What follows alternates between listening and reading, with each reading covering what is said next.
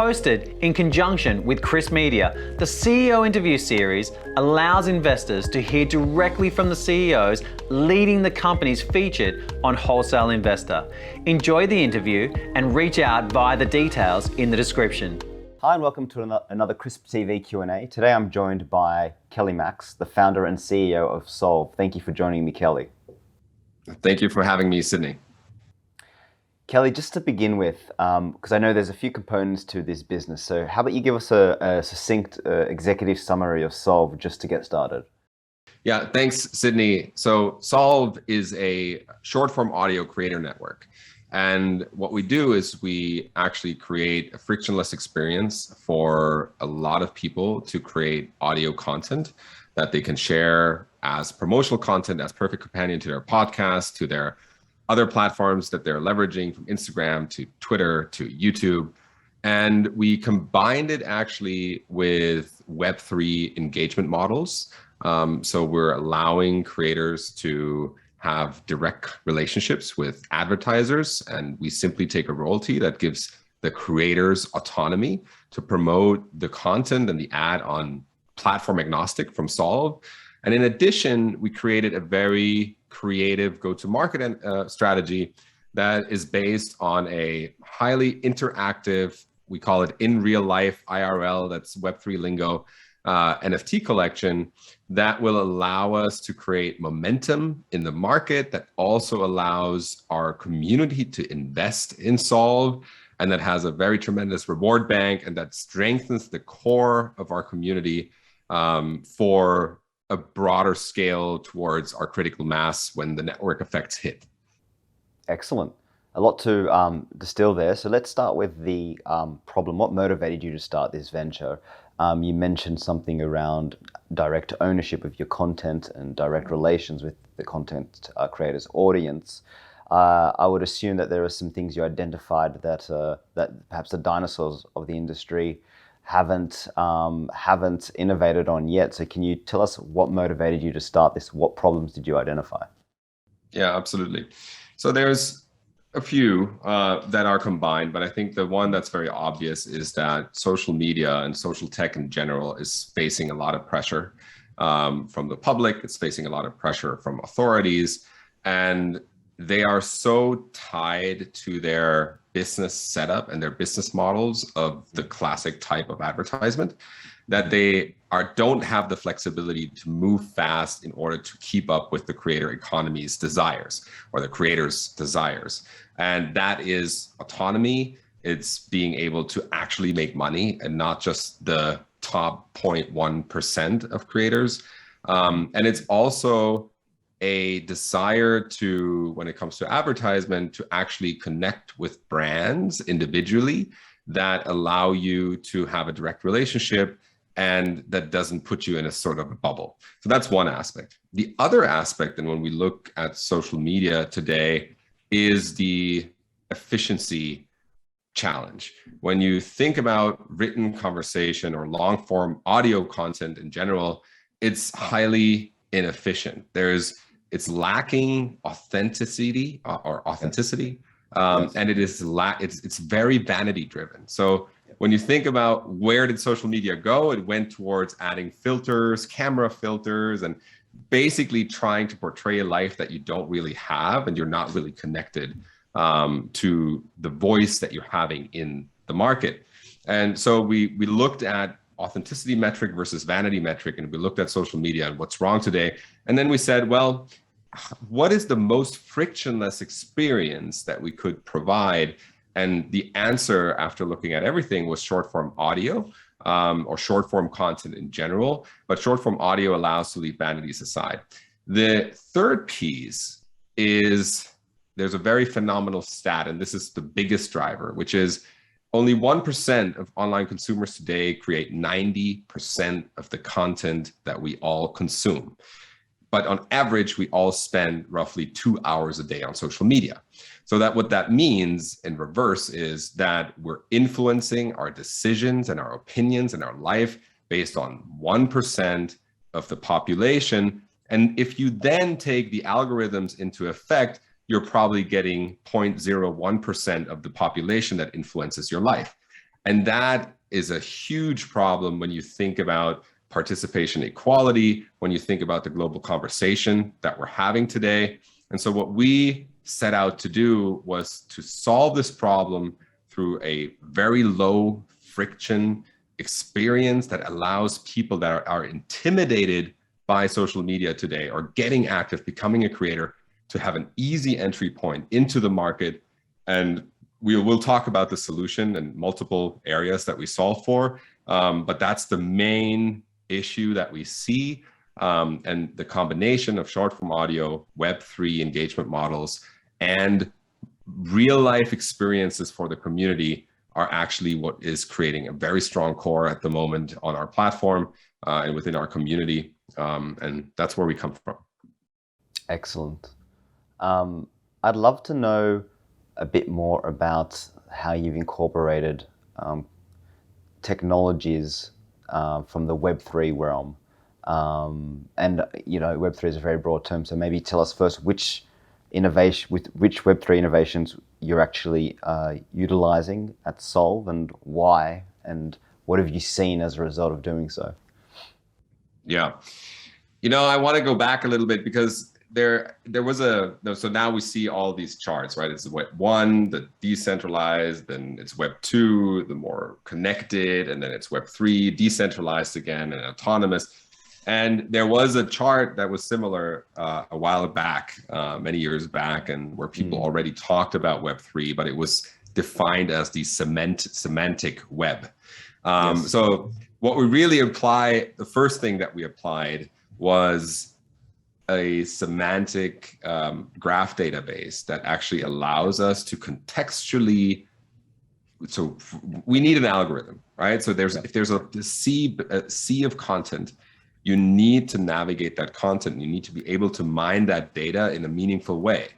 And today, social media mines it towards profit optimization, and we mine it towards contextual relevance, meaning when you search today on a podcast on Spotify or Apple or anywhere else, it's still a linear search, and you don't get contextually relevant results to a depth where if you, for example, Sydney, want to enter the Web3 space, but you don't know the lingo, you will not know what to put in a search to get the results that you're looking for. And so the first step that we did is we created a graph query and a contextual reasoning engine that allows us to navigate through our data based on ontology trees, contextually relevant. So if you look into, let's say you search for, as an example, Web3, or you search future investment opportunities, you get results for NFTs and wallets and things that you wouldn't put in the search. And that actually streamlines and shortens the value chain from you trying to get into a space and finding answers to actually relevant content that you would never find anywhere else. So that's the one aspect, but that's not the Web3 we're talking about today. The Web3 we're talking about today is what we're working on right now. It's two very concrete things in the Solvv platform, which is, it's called CORA, Creative Ownership Rights Agreement. That's what it stands for. It's a protocol that as you become a creator on Solvv, you own a fraction of the content that you create. And so through smart contracts, we allocate basically a fraction that is predetermined in the smart contract, a fraction of the revenues that your content creates based on the advertisements that are tied to it, but you basically get a revenue share of that content. That's one thing. The second thing is called A2C. It's a direct advertiser to creator relationships. And so that actually allows, again, based on smart contracts, but it allows a creator and an advertiser to find each other, because there's nothing, I think we all know that from recent years, there's nothing more powerful than third-party validation of your brand. And so we said, why can we not connect advertisers and creators smartly? And that's done more through Web 2 technology, but with a Web 3 based legal format that allows them to have a direct relationship. And so think about it this way. Let's say Solvv sponsors Sydney, And we come to an agreement how many impressions you will create for me and my ad. And we both connect on the value system. I want Sydney to represent my brand. You then can create on Solvv and take that content and promote it on Instagram, Twitter, LinkedIn, TikTok. And we track the impressions. And whenever you fulfill our deal, you automatically get the money paid that was agreed on. And that allows for a huge amount of autonomy where we're not tying you like other social media does today to our platform. We're just the creator tool for you to actually make money and create income for your brand. Understood. Very exciting initiatives. And I've got a bit of a bias towards it because I'm fascinated by the space, but it's very exciting. And I think this is what a lot of people have been trying to master in the space. It sounds like you guys have really cracked the code with that, especially with that A to C arrangement. It's something I haven't heard of before. So congratulations on getting that actually completed. And sorry, you said these two things are happening. So what's the timeline on these things being actually released? Yeah. So the Quora and A2C, they are conceptually, they are done. We are now, so the way that we looked at it, so when you think about how to build a platform in 2020, or even 2 years earlier, everything was about the lean startup, everything was about the MVP, and everybody talked about, you need a tech co-founder and then build an app and test the future $10 billion business. Yeah, I think that's bullshit. And I'm sorry for my language, but in 2022, nobody cares about MVP experiences anymore. People want fully fleshed products. And in some cases, that might work when you're an Uber, for example, where it's a completely like something so different than what the market has today. But when we are very different, but we're leaning towards behaviors and social experiences people know with the feed that we provide and the social networking structure. You need these things in place in order to then scale to market. And there's a lot of noise in the market. So we took a different approach and we said, let's use an MVP. Let's test if we have product market fit, or at least the basis to optimize in a very short amount of time, but we have the network layer in place. And that's where we are today.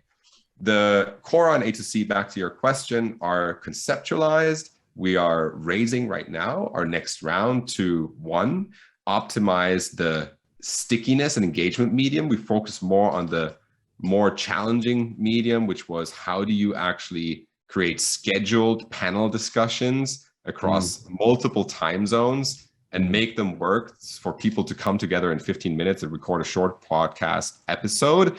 And the next step is the easier, from our perspective, much easier challenge, which is finding the perfect engagement medium, the smaller medium, like a 3-minute self-directed short form content piece that people then can create a string of engagement on, where you then can hop into that more complex panel discussion, but you have traction on that content. And so, long story short, sorry I went off track there a little bit, but long story short, Quora and A2C are planned to be executed the moment we hit 100,000 users. We're at 3,000 right now from that MVP state. And once we hit 100,000 users, we will release that to market. That's also when we release contextual advertisement. So our algorithm that I talked about earlier allows us also to tie specific ads to contextually relevant content. Think about it this way. You have a question, a topic on Solvv, a podcast topic, but it's a question that's based, is Web3 the future, scam, or both, right? As an example, you as a user or as a listener to that content, you're not necessarily mad about an advertisement that helps you answer this question and provides a solution to that question. So what we're doing is we're looking at all the advertisers and we're contextually mapping the ads to the problems that are people trying to answer through the solves, and that way they're happy. It's the same on Instagram. If you look for a white pair of sneakers and you get that perfect white pair of sneaker ad, you're actually happy, right? You're not really annoyed because that's what you were looking for. But when you go to Google and you type in I don't know, to replace my kitchen faucet once, you get it for the next 2 weeks, but you already bought it 20 minutes later. And so we're trying to solve that problem through contextual advertisement, which our algorithm also likes to do, or allows us to do. So sorry, there was a lot there, but That's okay. a lot of stuff there. No, that's great. And look, I understand you've already raised one round, so congratulations. It means that there's obviously some commercial viability to what you're doing. It's the best indication of that is that people have put their money down. So you're raising again. Tell us about this raise, how much you're raising, and then we'll part ways with some contact details to reach out to you post interview. Perfect. So just for context, and we talked a lot about the app, but the go-to market and the NFT collection that we produce, which is called Modernist, Yes. is actually very, very exciting and interesting. And everybody who invests in Solvv invests in that blue chip NFT potential. When you look deeper and when you reach out, I'll give you a lot of information that you can't see publicly today. That's part of the NFT realm. You can't give all the information away. You got to keep things close to the chest. Mm-hmm. But we took on a challenge, which was away from monkeys, away from cartoonic or pixely art. And we actually partnered with an artist in France who's an equal partner in the program to actually take on the challenge of a neutral androgynous face that is beautiful in itself when you have it on an NFT frame in your home. And it has a lot of utility. We're partnering with big names right now that we're releasing in the collection. So that drives the secondary trading of the market. And it will create a lot of attention to bring more people in. Mm-hmm. Now, that alone will produce in the next 8 weeks nearly $5 million in revenues. And the interesting piece is that part of the collection is that as you collect certain modernists, you actually will get phantom shares in the company. So now we drive engagement through that because people have phantom shares in the company and they want to promote Solvv, and so that cycle closes. Yes. The second piece is that when you look at the market today and what we're up against, we're going against big tech, we're going against a lot of money, and copycats. Facebook is known for copycatting, Twitter a little bit, right? So we saw that in the Clubhouse movement. So what we have to make sure is that we get top industry talent onto our roster, and that we also can move fast and are safe for a potential market not picking up as fast as we all hope to. And so that's why we're raising another $3.5 million on top of the $3.5 million that we will have from Modernists. Some are taxes, some are in the treasury for rewards. So the $3.5 million, so $7 million to accelerate our strategy and to take it to the next level and to have a 7 to 10x. That's our current plan and projection, that we have a 7 to 10x Series A in the next 18 to 24 months. It could go faster, but we need to make sure, and I need to make sure, that we can go all the way and that nothing can go wrong. And that's why we're raising $3.5 million right now on top of what we already raised. Yeah, that's that answer. Excellent. Well, that's very exciting, and it's a very creative way of going about the raise, and I think our audience will love that.